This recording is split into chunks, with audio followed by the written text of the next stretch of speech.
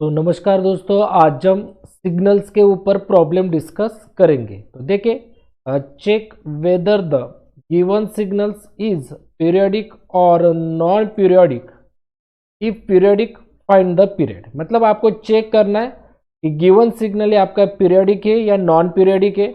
अगर periodic signal होगा तो उसका हमें पीरियड फाइंड करना होगा और ये हमें इक्वेशन दिया हुआ है। तो सबसे पहले आपको क्या करना है डियर स्टूडेंट, सबसे पहले आपको स्टेप 1 में जो भी इक्वेशन दिया हुआ है x of t is equals to 5 sine t plus bracket में 4 कॉस 3t। अब हमें कंपेयर करना है इसे। तो x of t is equals to, अगर साइन होगा तो साइन लिखे, यहाँ पे साइन है ना तो साइन लिखे, और यहाँ पे आपको बाद में लिखना है ओमेगा 1t। क्या लिखना है? साइन के बाद ओमेगा 1t, और साइन के पहले आपको लिखना है ए, प्लस अगर कॉस होगा तो आपको लिखना है कॉस के बाद लिखना है, अगर आपने पहले ओमेगा 1 लिखा तो बाद में लिखना होगा ओमेगा 2t, और कॉस के पहले आपको लिखना होगा बी, राइट। और आपको इसे देना होगा इक्वेशन 1 और इसे आपको देना होगा इक्वेशन 2। तो यहाँ पे आपको लिखना होगा कंपेयर, यहाँ पे आपको लिखना होगा कंपेयर इक्वेशन 1 एंड 2। तो सब जब भी आपको पीरियोडिक और नॉन पीरियोडिक के प्रॉब्लम आएगी, जो भी इक्वेशन आपको दिया हुआ होगा उसे कंपेयर करना है। अगर साइन होगा तो साइन लिखे, साइन के बाद आपको लिखना है ओमेगा 1t। अगर बाद में कॉस होगा तो कॉस के बाद लिखना है आपको ओमेगा 2t, और पहले बी और यहाँ पे पहले ए। अगर आपने कंपेयर किया इक्वेशन 1 और 2 तो देखिए यहाँ पे साइन है, यहाँ पे भी साइन है, यहाँ पे भी साइन है, यहाँ पे साइन के बाद टी है और यहाँ पे साइन के बाद क्या है ओमेगा 1 है। तो क्या करना है आपको, देखिए अगर साइन टी होगा, अगर आपका साइन टी होगा, टी के पहले कुछ भी नंबर नहीं होगा, टी के पहले कुछ भी नंबर नहीं होगा तो आपको क्या लिखना है, ओमेगा 1 इज इक्वल्स टू 1 लिखना है। ये जो ओमेगा 1 है, देखिए साइन और टी है, टी के पहले कोई नंबर है क्या? टी के पहले अगर कोई भी नंबर नहीं होगा तो आपको लिखना है 1, और तो वैल्यू होगी ओमेगा 1 की 1। अब यहाँ पे देखिए, ध्यान से देखिए, यहाँ पे ओमेगा 2 है, देखिए यहाँ पे भी कॉस है, यहाँ पे भी कॉस है। तो टी के पहले क्या है 3 है, टी के पहले क्या है 3 है। इसका मतलब क्या है कि ये वैल्यू ओमेगा 2 की है, तो ओमेगा 2 की वैल्यू हो गई आपकी 3। आ रहा है समझ में? कैसे कंपेयर करना है? साइन को देखे, साइन को देखा, इसके साइन के बाद यहाँ पे क्या है ओमेगा 1, तो लिख दीजिए ओमेगा 1। और टी के पहले कोई नंबर है क्या? टी के पहले अगर कोई भी नंबर नहीं होगा तो वहां पे लिख देना है आपको 1। यहाँ पे देखिए कॉस की तरफ देखिए, यहाँ पे कॉस के बाद कौन है ओमेगा टी, तो ओमेगा टी लिखे ओमेगा 2। यहाँ पे टी के पहले कौन है? टी के पहले यहाँ पे 3 है, तो 3 वैल्यू हो गई आपकी ओमेगा 2 की।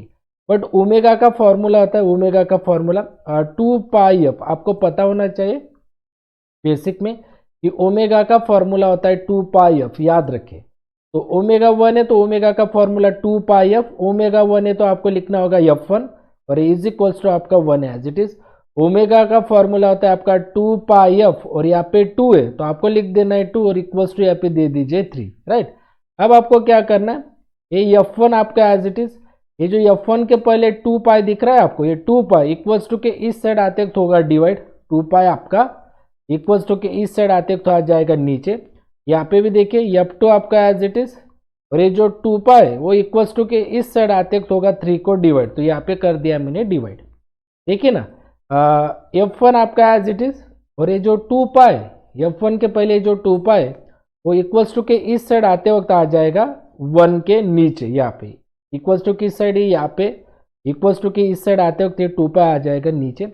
वही सिमिलरली यहाँ पे f2 आपका एज इट इज, ये जो 2 पाई मैथ्स का रूल है, इक्वल्स टू के इस साइड आते वक्त ये 3 के नीचे आ जाएगा, राइट। अब क्या करना है आपको, देखिए अब आपको f1 है तो आपको t1 लिखना है। तो t1 कैसे लिखोगे? f1 का उल्टा, f1 आपका मिल गया ना 1/2 पाई, तो आप t1 कैसे लिखोगे? f1 से आप t1 कैसे लिखोगे? तो t1 कैसे लिखोगे आप? f1 का उल्टा 1/2 पाई, तो आप t1 कैसे लिखोगे? 2 पाई अपॉन 1 लिखोगे। क्या लिखोगे? 2 पाई अपॉन 1। देखिए ना, f1 की जो वैल्यू है, आपको f1 से अगर t1 लिखना है, f1 से अगर t1 लिखना है तो t1 लिखते वक्त आप क्या करोगे, f1 की जो भी वैल्यू है वो आपको उल्टी लिखनी है। 1/2 पाई तो कैसे लिखोगे? 2 पाई अपॉन 1। बट हम अपॉन पे 1 नहीं लिखते तो आपका T1 मिलेगा आपको 2 पाई, राइट। यहाँ पे देखिए अप टू, मुझे अगर T2 लिखना है तो मैं क्या करूँगा, 3/2 पाई का उल्टा 2 पाई अपॉन 3, हम अपॉन पे 3 लिखते हैं, अपॉन पे 3 हम लिख सकते हैं माय डियर स्टूडेंट्स। याद रखें सिर्फ अपॉन पे 1 नहीं लिखेंगे, नीचे सिर्फ हम 1 नहीं लिखेंगे, मगर नीचे अगर 3 आया 2 आया, 1 छोड़ के कोई भी नंबर आने दीजिए, हम अपॉन पे लिखते हैं। तो ये मिला आपको T1, ये मिला आपको T2। अब आपको रेशो लेना है, रेशो लेना होगा, इसके बाद रेशो होगा आपका T1/T2। तो क्या कैसे लिखोगे आप, देखिए ध्यान से देखिए, T1 क्या है आपका, T1 क्या है आपका 2 पाई, सिर्फ आपको क्या करना है अपॉन पे, अपॉन पे T2 क्या है, T2 है आपका 2 pi upon 3, 2 pi upon 3, 2 pi upon 3 आपको लिखना है। अब आपको नेक्स्ट स्टेप में क्या लिखना है, देखिए बहुत सिंपल है, ये जो ऊपर का T1 की क्या वैल्यू, T1 की 2 पाई, वो वैसे ही रहने दीजिए, और 2 पाई अपॉन 3 आपको कैसे लिखना है, देखिए 2 पाई को इंटू करे, 2 पाई को क्या करे इंटू, और 2 पाई अपॉन 3 कैसे लिखोगे, उल्टा क्या लिखोगे आप, 3/2 पाई। ये मैथ्स का रूल है ये मैथ्स का क्या है डियर स्टूडेंट्स, रूल है। ये जो 2 पाई आप 2 पाई लिखोगे, और 2 पाई के अपॉन पे क्या है 2 पाई अपॉन 3, तो क्या करोगे आप 2 पाई और इंटू लिख दीजिए, ये 2 पाई और इंटू लिख दीजिए आप यहाँ पे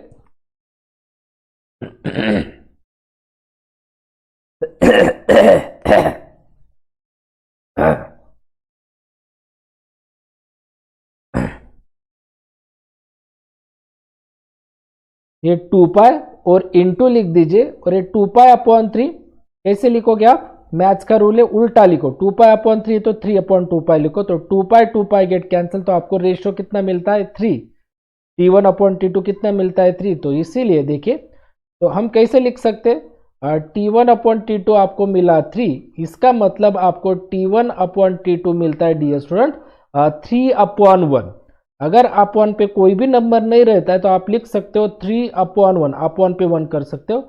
और ऐसा अगर नंबर आया, ऊपर भी नंबर आया और नीचे भी नंबर आया, तो इसे हम क्या कहेंगे, रैशनल नंबर कहेंगे, मैंने आपको बेसिक में बताया था। तो 3 आया, 3 के अपॉन पे कोई नंबर नहीं रहता तो वहाँ पे क्या होता है 1, तो ऊपर भी नंबर आया है नीचे भी नंबर आया है, दोनों जगह अगर नीचे नंबर नहीं होगा तो वो होता है 1, दोनों जगह नंबर आया तो आप लिख सकते हो सिंस, यहाँ पे लिख सकते हो since it is rational number. क्या है ये, rational number.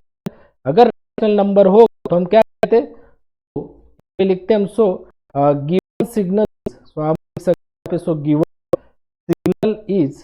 Signal is periodic signal. क्या लिखते हैं हम, given signal is periodic signal. अगर आपका रैशनल नंबर आया T1/T2, अगर आपका रैशनल नंबर आया तो वो सिग्नल क्या होता है, पीरियोडिक सिग्नल होता है। अगर पीरियोडिक सिग्नल आया, अब ये पीरियोडिक सिग्नल है, देखिए ये पीरियोडिक, अगर पीरियोडिक सिग्नल आया तो हमें फाइंड करना है पीरियड, मतलब फंडामेंटल टाइम पीरियड।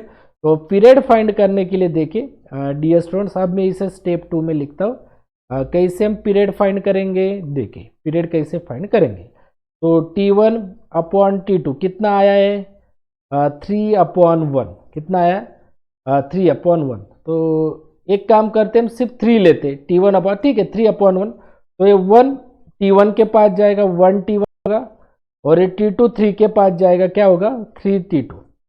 ओके, आ रहा है समझने, 1 इक्वल्स टू के इस, ये नीचे है ना, इक्वल्स टू की साइड आते वक्त आ जाएगा ऊपर, ये 1 ऊपर आएगा, और ये जो T2 है ये इक्वल्स टू की साइड यहाँ पे 3 के पास आएगा, आ गया।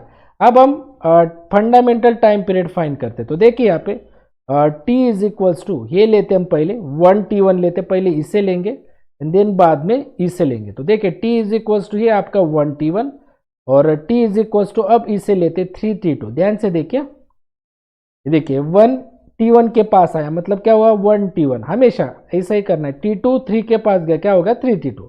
अब ये क्या करेंगे, पहली टर्म लेते हैं 1 T1, तो T इक्वल्स टू क्या लेंगे हम 1 T1, तो 1 इंटू T1 कितना है आपका, देखिए यहाँ पे T1 कितना है आपका 2 पाई, यहाँ पे देखिए T1 की वैल्यू कितनी है 2 पाई, तो 1 इंटू T1 की वैल्यू 2 पाई, तो 1 इंटू 2 पाई कितना हो गया आपका 2 पाई। यहाँ पे देखिए, यहाँ पे 3 है तो आपको लिखना होगा 3 इंटू T2 कितना है, देखिए T2 है अपने पास 2 पाई अपॉन 3, हाँ तो 2 पाई अपॉन 3, तो ये 3 और ये 3 गेट कैंसिल, तो कितना बचा 2 पाई। तो देखिए यहाँ पे भी टी की वैल्यू आ रही 2 पाई, यहाँ पे भी टी की वैल्यू आ रही 2 पाई। तो आपका पीरियड मिला, आपको पीरियड मिला माय डियर स्टूडेंट, पीरियड मिला आपको 2 पाई। और यहाँ पे आपको लिखना है सेकंड। तो यही आपको पीरियड फाइंड करने के लिए पूछा था दिए हुए प्रॉब्लम में। तो ऐसे आप स्टेप 2 में पीरियड फाइंड कर सकते हो दिए हुए प्रॉब्लम में। शुक्रिया। तो next problem, check whether the given signal is periodic और नॉन पीरियोडिक। अगर गिवन सिग्नल आपको चेक करना है पीरियोडिक है या नॉन पीरियोडिक, अगर पीरियोडिक होगा तो find the period of signal. तो ये इक्वेशन दिया हुआ है। तो सबसे पहले आपको स्टेप 1 में क्या करना है, ये इक्वेशन लिखना है आपको, x of t is equal to 4 cos 3t, और आपको यहाँ पे लिखना है प्लस यहाँ पे 2 साइन 3 पाई टी। तो अब आपको क्या करना है, इसे इक्वेशन 1 दे देना है। अब देखिए इसे कंपेयर करेंगे हम। कंपेयर कैसे करेंगे, यहाँ पे कॉस है तो कॉस लिखेंगे, यहाँ पे साइन है तो हम साइन लिखेंगे, बीच में प्लस है तो हम प्लस लिखेंगे। मैंने पहले बोला पहली टर्म कॉस है, कॉस लिखा, तो कॉस के बाद आपको लिखना है ओमेगा 1t, साइन के बाद लिखना है आपको ओमेगा 2t, कॉस के पहले लिखना है a, साइन के पहले लिखना है आपको b। बस इतना करना है और छोड़ देना है। कॉस है कॉस, कॉस के बाद ओमेगा 1t, देन साइन के बाद ओमेगा 2t, कॉस के पहले a, साइन के पहले b। अब हम कंपेयर करेंगे। तो देखिए यहाँ पे compare equation 1 and 2, compare equation 1 and 2, right. तो देखिए अब हम कंपेयर करेंगे दोनों इक्वेशन। तो ध्यान से देखिए यहाँ पे भी कॉस है, यहाँ पे भी कॉस है। कॉस के बाद क्या है, यहाँ पे ओमेगा 1 है तो सिर्फ ओमेगा 1 लिखे इक्वल्स टू, यहाँ पे कॉस के बाद जो टी है, टी के पहले चेक करें, टी के पहले क्या है 3 है, तो आपको ओमेगा 1 की वैल्यू हो गई 3। यहाँ पे देखिए साइन के बाद क्या है, साइन के बाद चेक करें ओमेगा 2 है, ओमेगा 2 लिखे। और यहाँ पे चेक करें टी के पहले कौन है, टी के पहले बोल रहा हूँ मैं, टी के पहले कौन है, टी के पहले आपका 3 पाई, तो आपको ओमेगा 2 की वैल्यू मिलेगी 3 पाई, ओमेगा 2 की वैल्यू मिलेगी डी स्टूडेंट 3 पाई। ओके, तो ओमेगा 1 का फॉर्मूला क्या है, 2 पाई f1 इक्वल्स टू 3, ओमेगा 2 का formula 2 pi f2 equals to 3 pi. मैंने पहले बोला ओमेगा क्या होता है, ओमेगा होता है आपका 2 पाई f, ये फॉर्मूला है। अगर ओमेगा 1 चाहिए तो 2 पाई f1, अगर ओमेगा 2 चाहिए तो 2 पाई f2, अगर मुझे ओमेगा 3 चाहिए तो 2 पाई f3, ऐसे। तो वैसे ओमेगा 1 चाहिए तो 2 पाई f1, तो ये 2 पाई इक्वल्स टू की साइड आते हो क्या हो गया डिवाइड, ये 2 पाई इक्वल्स टू की साइड आते हो तो हो गया 3 को डिवाइड। यहाँ पे देखिए, यहाँ पे आपका f2 आपका एज इट इज, ये 3 पाई आपका एज इट इज, ये जो 2 पाई वो इक्वल्स टू की साइड आते हो तो हो गया डिवाइड। तो पाई पाई गेट कैंसल, तो कितना मिला f2 मिला आपको 3/2, तो f2 मिलेगा आपको 3/2। ओके डियर स्टूडेंट्स, क्या मिलेगा f2 आपका 3/2, क्योंकि ये जो 2 पाई इक्वल्स टू के इस साइड आते हो 3 को क्या, ये 2 पाई यहाँ पे ऊपर है, इक्वल्स टू के इस साइड आते तो आ जाएगा नीचे, ये 2 पाई यहाँ पे f2 के पास इक्वल्स टू के इस साइड आते हुए हो जाएगा वो नीचे, पाई पाई कैंसिल 3/2 मिलेगा। अब f1 का अगर मुझे t1 लिखना है तो इसे मुझे लिखना होगा उल्टा, f1 का अगर मुझे t1 लिखना है तो इसे उल्टा लिखूंगा, कैसे 3/2 पाई मतलब 2 पाई अपॉन 3 लिखूंगा मैं, राइट। देखिए 3/2 पाई तो मैं उल्टा लिखूंगा, 2 पाई ऊपर लिखूंगा 3 नीचे लिखूंगा, तो 2 पाई अपॉन 3। f2 के लिए क्या लिखूंगा मैं t2, 3/2 है, 3/2 का उल्टा लिखूंगा, क्या लिखूंगा मैं 2/3, 3/2 का मुझे उल्टा लिखना है, 3/2 है तो मैं कैसे लिखूंगा 2/3 है तो 2/3। तो देखिए यहाँ पे रेशो लूंगा मैं, अब रेशो लूंगा मैं, तो t1 अपॉन t2, तो t1 क्या है आपका, t1 है देखिए 2 पाई/3, 2 पाई/3, और t2 क्या है आपका 2/3।